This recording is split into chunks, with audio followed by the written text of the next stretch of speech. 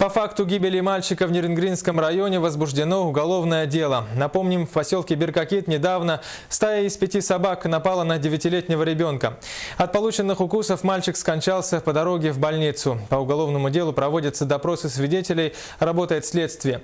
В самом Ниренгринском районе, как и по всей Якутии, трагедия вызвала народные волнения. За последние дни в разных местах были обнаружены десятки мертвых собак. Наш корреспондент Афанасий Николаев о подробностях этой трагедии и реакции якутян на вновь давшую о себе знать извечную проблему бездомных собак.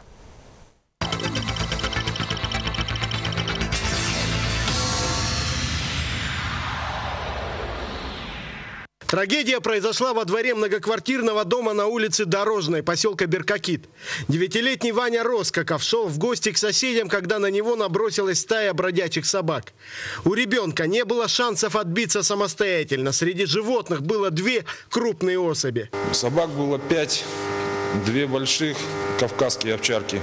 Мы их отпугнули тем, что просто выбежали из машины и начали пинать ногами их. Несмотря на подоспевшую помощь, Ваня умер в карете скорой помощи. Следственным комитетом по данному факту возбуждено уголовное дело. Еще до окончания осмотров мест происшествия было возбуждено уголовное дело по статье 109 части 1. Это причинение смерти по неосторожности. Уголовное дело возбуждено по факту. На сегодняшний день пока подозреваемых лиц нету, обвинение никому не предъявлено, мера пресечения не избиралась. Погибший Ваня из многодетной семьи. Он был примерным сыном, прилежным учеником и просто добрым мальчиком. Надежда Васильченко, классный руководитель Вани, до сих пор не может поверить в случившееся. Очень был хорошим, любознательным, стремился к знаниям. Семья очень хорошая. Конечно, мы скорбим. Я не знаю, что сказать больше. После случившейся трагедии в поселке Беркакит, да и по всему Ниренгринскому району прошла волна убийств собак. Было обнаружено почти 100 трупов животных. Люди словно взбесились. По всему городу разбрасывались приманки с отравой. Но больше всего негатива, как и всегда, в сети интернет. Пользователи соцсетей призывают к истреблению животных, да и в отношении людей появились угрозы. В частности, к предпринимателю Саиду Рахмонову. Люди обвиняют в случившейся трагедии его собак, охраняющих продуктовую базу недалеко от поселка. Официальные власти опровергают эту версию. Проехались по ближайшим базам, которые находятся в районе нашего выезда пожарного подразделения. Вот. Посмотреть, собаки на месте или как бегают беспризорные. Но оказалось, что те базы, которые мы посетили, собаки находились на месте, возле своих будок, привязанные цепями.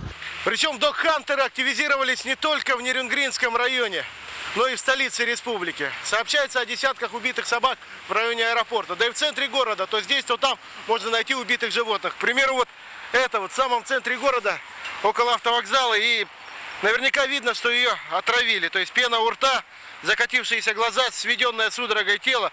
Я считаю, что практически наверняка ее отравили дог-хантеры. И это не единственная собака, убитая таким образом. Неизвестные развешивали объявления, рассыпали яд. Были сообщения об отстреле животных.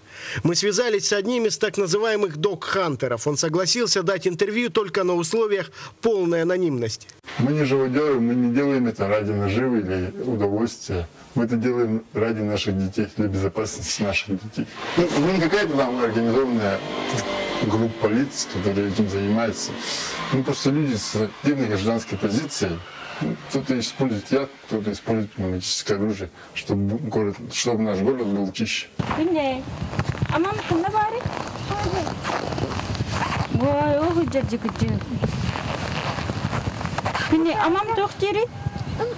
Маленькая Кюней уже в свои неполных 2 года уже знает, что собака бывает кусачей. Раньше с мамой она ходила на детскую площадку неподалеку, но из-за появления агрессивной стаи собак прогулки теперь только возле дома. Сколько собак проживает? Ну, где-то от 10 до 12. И они живут под этим домом у нас. Или у нас под домом бегают здесь постоянно. Раньше мы нормально гуляли, их не было. Но сейчас что-то они совсем... С утра до вечера выйти, пройти невозможно. Я писала в OnClick, писала еще в мэрию и в управу нашу. Ну, никаких этих реакций не было. По-моему, собак даже больше стало. Официальная охота на собак идет только по заявкам, и то ни шатка, ни валка. И ведется практически незаконно. Согласно действующего законодательства, для эвтаназии животного необходимо подтверждение того, что она агрессивна, либо медицинские показания.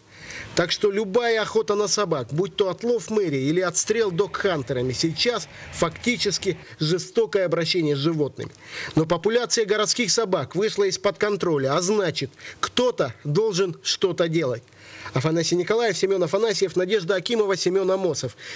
Якутия день за днем, Якутск, Нерюнгри, Беркакит.